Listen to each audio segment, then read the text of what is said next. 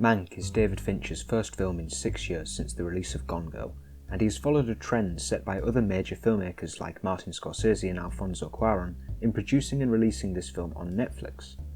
Of course, Fincher had a pre-existing relationship with the streaming giant, having directed and executive produced some episodes of their first flagship series, House of Cards, and later showrunning Mindhunter, which too was a Netflix original.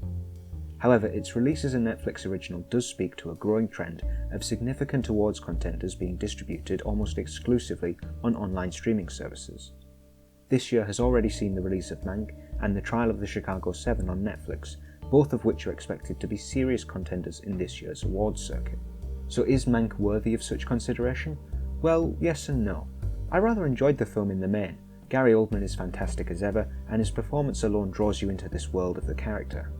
I found Fincher's recreation of 1930s Hollywood to be relatively authentic, and I do enjoy that world, but like all films about filmmaking, it does come across as somewhat preachy and looking at this era with rose-tinted glasses at times.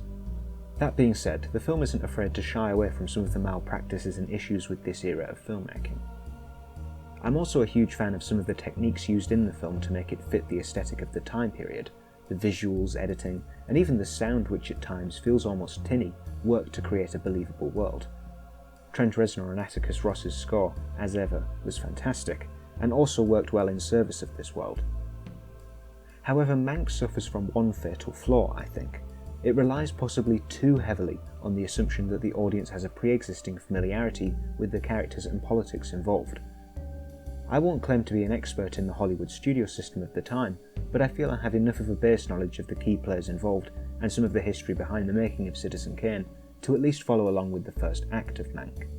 If you haven't yet seen it, the Royal Ocean Film Society did a fantastic video which outlines some of this history, which I would strongly recommend viewing before you see the film. However, even then, with my albeit limited background knowledge, the film very quickly becomes very difficult to track how every character fits into the story. The narrative is framed through the lens of Herman Mankiewicz, who you come to know quite intimately, but all the surrounding characters pale in comparison in terms of how well fleshed out they are. I think the central crux of the film, which is the dynamic between Mank and William Randolph Hearst, was not explored in enough depth for me. I would have liked to see more of their relationship, especially considering the fact that Hearst became the basis of the character of Charles Foster Kane. Indeed, I never really got a sense of what had soured Mank so much, other than their differences in political opinion, to have written such a damning portrayal of the man. The other relationship which I think could have been explored in more detail was that of Mank and Orson Welles. The film paints Welles almost as a secondary villain of sorts, and so I would have liked to have seen more of their dynamic fracturing over time. I think in the same vein as Mank's connection to Hearst, this relationship was glossed over considering its importance in this narrative. Their argument at the end of the film feels as though it comes from nowhere. Welles's temperament and his inflated ego, which leads to him demanding writing credit, is alluded to in the film, but never really comes across in his portrayal until that point. All of this is also to say, I'm not sure I entirely agree with the ending of Mank. The notion that Welles took an unearned writing credit has since been more or less proven false. While likely true that Mank wrote the initial draft of Citizen Kane, then titled American, with no input from Welles, the film makes no reference to the subsequent 7 complete revisions the script went through, nor the fact that Mank himself was working on another project for MGM at the time these revisions took place. The film does mention the fact that Mank's first draft was over 300 pages long, but does not mention the fact that the final shooting draft was just 156 pages, and so therefore much of Mank's material was cut for the final film. All in all, I found the ending to be somewhat biased in Mank's favour, which, despite his unquestionably inflated sense of ego and self-importance, I found to be a little unfair against Welles. However, the film is largely unconcerned with who deserved credit for the screenplay, and it focuses more primarily on the events in Mank's life that led to the film's conception and initial screenwriting process. And as mentioned, Oldman's performance is fantastic. I just wish some of the characters surrounding him had been more fully realised to create a more immersive world.